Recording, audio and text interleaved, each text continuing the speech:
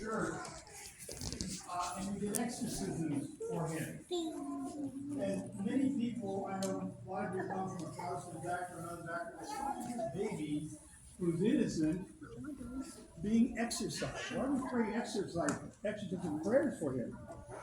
And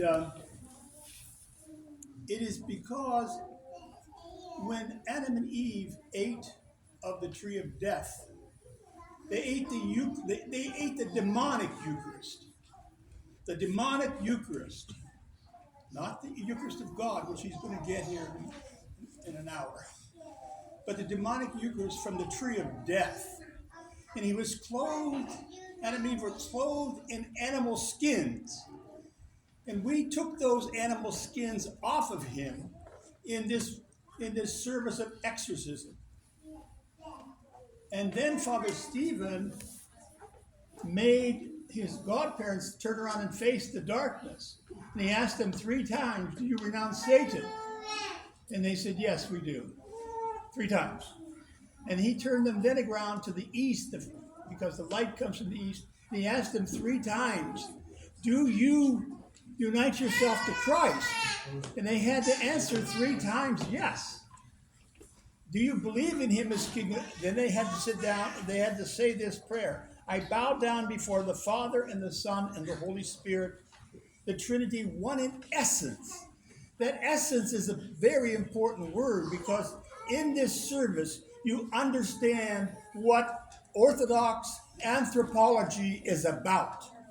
Anthros meaning man. We are restoring this child to his original humanity before his original parents, Adam and Eve, ate the demonic Eucharist. Now he stands here, and this is what the prayer was.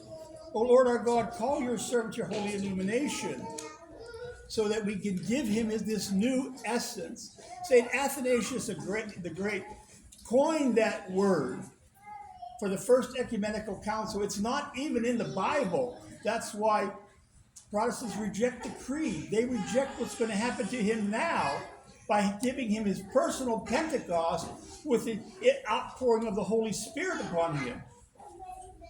All of this has been rejected by a Western world that does not know our true humanity and the doctrine of that humanity. We restore him right now, and now he's naked, except for this towel that the subdeacon hope he doesn't soil. He doesn't have a diaper on, does he? No. I'll be brief. But this is important, because now we're going to lay this robe upon him. This is the robe of light. The choir will sing that after I put it on him, place it on him. Grant unto me the robe of light. This is the robe of Christ. He's now clothed in Christ.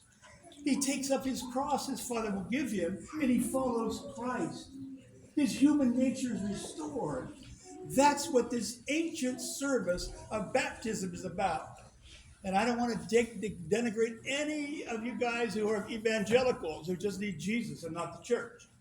Man, the demonic powers lead you away from the church in that nonsense. We are not a church of a book. We're not Muslims who are people of a book. We are the people of Christ. He wrote the book. He has descended into these waters, which are now holy.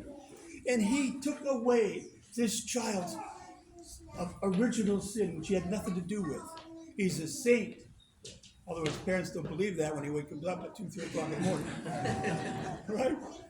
But he is. He's innocent. And now we put this robe of righteousness, this tunic of Christ on him. Granted him the robe of light of Christ our God. Sing it, Tim.